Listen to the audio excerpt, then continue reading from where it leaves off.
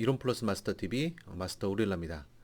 오늘은 지난 시간에 이어서 통합의학은 곧 관광주권, 현대의학의 맹점을 파악하자는 주제로 이어가 보도록 하겠습니다. 제가 지난 시간에 저희 파트너 사장님의 사례를 들어서 이야기를 전해드렸는데요. 오늘은 좀 더 좀 거대 담론을 좀 얘기해 보려고 합니다. 그 현대의학의 맹점을 파악하는 중요한 기점으로 1년에 의료사고로 사망하는 사람은 몇 명일까라는 질문을 한번 같이 고민해 보죠. 이런 해당되는 자료는 특히 한국의 경우에는 사실 좀 구체적이고 좀 디테일한 통계를 찾아보기가 좀 힘듭니다. 그래서 우리가 참고해 볼 수 있는 자료는 미국의 자료인데요. 미국에서 2016년 존스 홉킨스 의대 마틴 맥커리 교수팀에서 발표한 자료가 있습니다. 영국 의학 저널에 발표된 자료조사 결과인데요. 하루에 의료 사고 또 의료 과실로 사망하는 환자의 숫자가 여러분들 몇 명 정도 된다고 생각하십니까? 미국의 의학 수준 하면 뭐 우리나라 못지않은 더 선진 의료 기술을 갖고 있는 나라가 바로 미국이라고 볼 수 있겠죠. 그런데도 놀랍게도 하루 700명이 의료 사고로 사망한다고 이야기합니다. 이 지점을 들어서 닥터 주어가 쓴 의사 환자혁명이라는 책에서 언급된 내용인데요. 바로 이 부분을 들어서 현대의학의 참담한 성적표라고 또 이야기하고 있습니다. 여러분 하루에 만약에 우리 주변에서 사고로 누군가가 한꺼번에 700명이 사망을 했다. 700명이면 몇 명인가요? 700명이면 정말 큰 전보 여객기 두 대가 350명씩 탈 수 있는 커다란 전보 여객기가 비행기가 두 대가 추락한 것과 마찬가지 아닙니까? 만약에 우리가 비행기가 추락해서 350명이 또 두 대가 추락해서 700명이 사망한 그런 사고가 일어난다면 온종일 뉴스에서 그 해당되는 내용만 전달하고 있겠죠. 그러나 하루에 700명이 각자 분산돼서 전국에 있는 미국 전역에 있는 병원에서 700명씩 사망하고 있다는 사실은 그 누구도 주목하지 않는다는 얘기입니다. 연간 25만 1,454명이 의료사고로 사망하고 있다. 이것이 바로 아주 보수적으로 의사들 스스로 통계를 내린 자료에 근거한 규모입니다. 자, 그러면 이 의료사고 왜 일어날까요? 제가 지난 시간에도 우리 파트너 사장님의 일화를 들어서 그 의사가 잘못된 판단을 한 게 아니라 현대의학적으로 본인이 정확한 판단, 수술을 할 수 있고 해야 된다는 판단을 했지만 결과적으로 환자에게나 가족에게 정말 오히려 생을 앞당기는 그런 결정이 되고 말았다는 말씀을 전해드렸었는데 이런 의료사고들도 과연 나쁜 의사들의 나쁜 결정일까요? 통계를 좀 더 자세히 들여다보면 그렇지 않습니다. 이 25만 건 되는 사례들을 좀 더 자세하게 구분을 해봤더니 1위가 의약품 부작용입니다. 2위가 병원 내 감염입니다. 이게 25만 건 중에서 18만 건에 달한다는 것을 보실 수가 있어요. 3위부터가 의료진 실수나 불필요한 수술이나 약 처방 실수가 있는데 이거는 상대적으로 좀 적죠. 네, 이 말은 뭐냐면 의약품 부작용이라는 얘기는 의약품을 제대로 처방을 내린 겁니다. 네, 어떤 질병에 따라서 그 질병에 적합한 의약품을 제대로 처방했지만 그 부작용으로 인해서 10만 명이 사망했다는 얘기예요. 병원 내 감염도 우리 병원에서는 최대한으로 감염을 하기 위해서 노력하지만 이거는 불가피하게 병원에 환자들이 모이는 상황 속에서 감염이 일어난 것이죠. 네. 이게 거의 20만 명이에요. 18만 6천 명이죠. 지금 해당되는 통계를 보더라도 현대의학의 참담한 성적표라고 얘기할 수밖에 없는 것이 이게 개개인 의사들의 잘못된 판단이나 간호사들의 의료인들의 실수가 아닌 불가항력적인 상황, 현대의학에 적합하다고 판단된 선택이 가져온 결과가 바로 이렇다는 얘기입니다. 문제는 더 있습니다. 사실 이렇게 통계로 밝혀진 것은 빙산의 일각에 불과하다는 것이죠. 병원 안전평가 전문회사로 알려진 리프프로그에 따르면 이렇게 보고되는 의료 과실, 의료 사고는 전체 규모의 5%에서 20%에 불과하다고 얘기합니다. 그러면 밝혀지지 않은 의료사고의 규모는 도대체 얼마만큼이란 얘기일까요? 방금 제가 말씀드린 숫자에 적게는 5배, 많게는 20배 정도가 될 수도 있다는 얘기겠죠.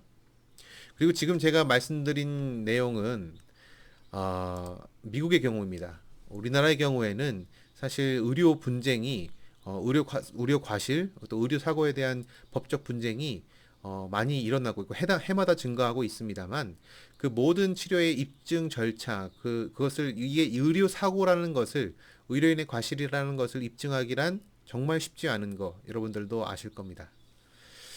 예, 개인이 스스로 입증을 해야 되는 상황이기 때문에 지금도 대학병원이나 큰 병원들 주변에서는 의료 사고로 추정되는 그 일을 겪음으로 인해서 가족을 잃은 분들이 1인 피켓 시위, 팻말 시위를 하는 모습들도 여러분들 많이 보실 수 있을 겁니다. 본질은 이렇습니다. 그래서 이 해당 연구를 진행하고 통계를 발표했던 마틴 맥커리 교수는 이렇게 얘기를 했습니다. 의료 과실은 나쁜 의사에 의해 유발되는 게 아니며 처벌이나 법적 대응만으로 풀어갈 문제도 아니다.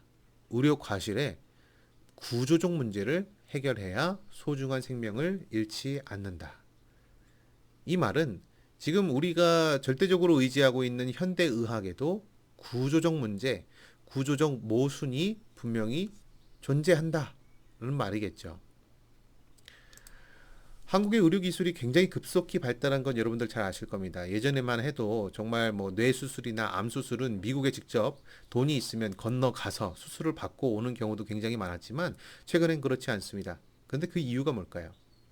수술의 발전은 결국에 수많은 임상을 통해서 가능합니다. 수많은 수술 케이스들, 실패를 통해서 그 실패를 반면 교사하는 그런 과정을 통해서 수술은 더욱더 칼잡이들의 그런 기술, 죄송합니다만 칼잡이라고 표현해서 죄송합니다만 수술 집도의들의 실력이 늘어날 수 있는 거죠. 그거는 결국에는 경험치입니다. 그 경험치를 가능케 하는 것은 수많은 환자들이 대기하고 있는 것이죠.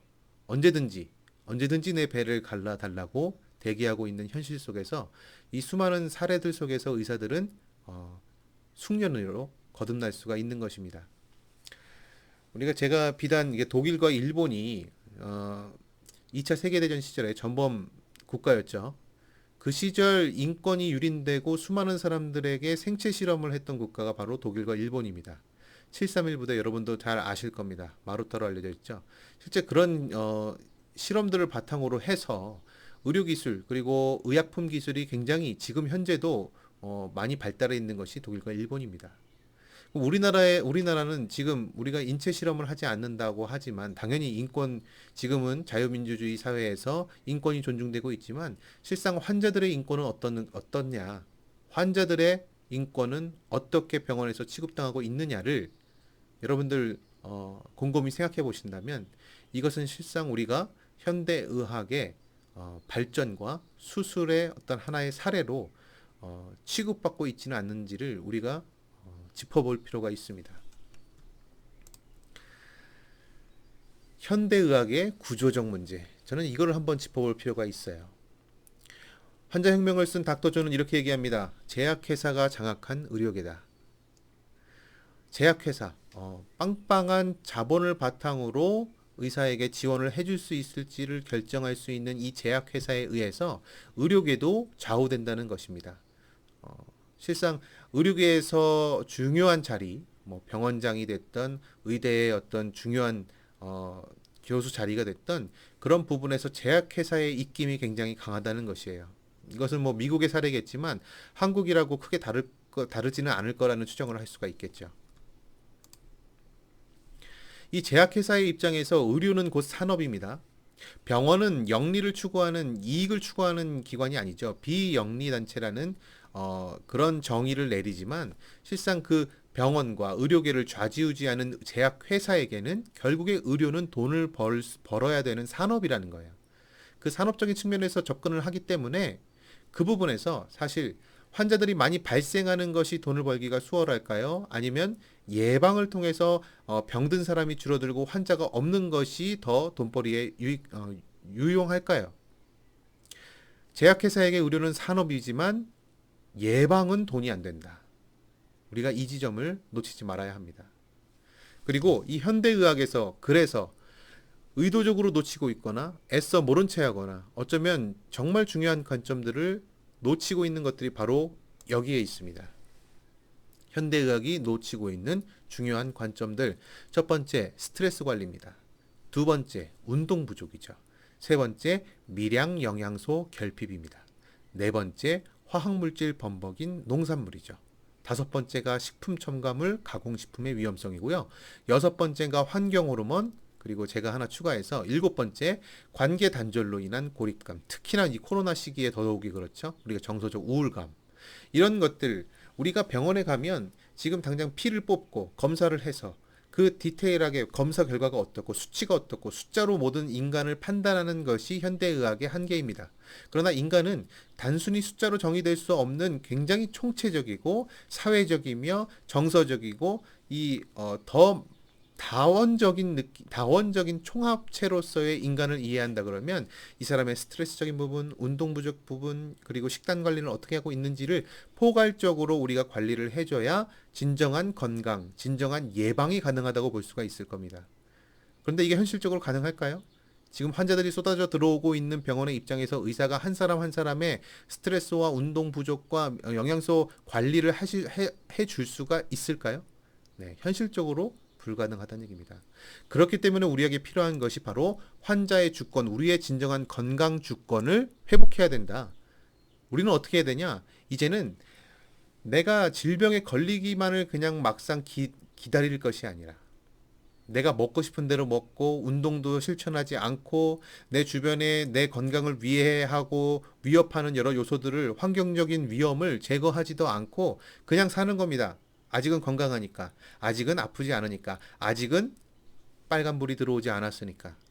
그리고 막상 병에 걸리면 의사에게 모든 나의 몸의 주권을 그냥 의탁하는 거죠. 당신이 의사니까 어떻게든 나를 살려달라. 뭘 해서든지. 의약품의 부작용이 있든 내가 칼을 대서 수술을 해야 되든 그건 상관없으니 어떻게든 살려만 달라라고 하는 상황에 여러분들 놓이실 겁니까? 현대의학의 이런 맹점들을 이해한다면 이제 우리는 우리 스스로 몸의 건강의 주권, 나의 몸에 대해서는 그 누구보다 내가 가장 잘 안다.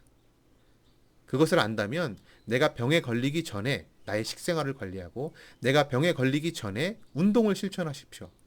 내가 병에 걸리기 전에 스트레스 관리를 하시고 도저히 나의 환경적인 요인이 나의 몸을 악화시키고 건강을 악화시키고 있다면 그것으로부터 벗어나십시오. 아무리 지금 여러분이 지금 서 있는 그 자리가 돈이 잘 벌리고 내가 정말 최선을 다해서 나 자아 실현을 할 수 있을지언정 여러분들의 건강을 해치는 일이 된다고 한다면 과감히 포기하십시오. 여러분의 인생은 생각보다 훨씬 깁니다. 그 긴 인생을 아프게 병상에 누워서 혹은 지금까지 내가 이뤄놓은 것이 한순간에 무위로 돌아가는 그 허무함을 여러분들이 겪지 않기를 저는 바랍니다. 제가 오늘 말씀드린 바로 이 통합의학적인 건강관리, 통합의학이라는 것은 곧 건강주권의 회복이라는 것, 제가 황성주 생식으로 대표되는 평상시 우리의 미량 영양소를 공급해서 내 건강을 내 스스로 평상시부터 지켜나가서 최선의 치료는 곧 예방이라는 관점을 나부터 내가 매일매일 실천해 나가는 것이 가장 중요하다는 것을 여러분들께 전해드리기 위해서 오늘 이 강의를 준비해 봤습니다. 여러분들도 이 지점에 대해서 현대의학의 한계에 대해서 또 내 스스로가 건강의 주인이자 내 건강 주권은 곧 나에게 있다는 것을 잊지 마시면서 오늘 강의는 여기서 마무리하도록 하겠습니다. 감사합니다.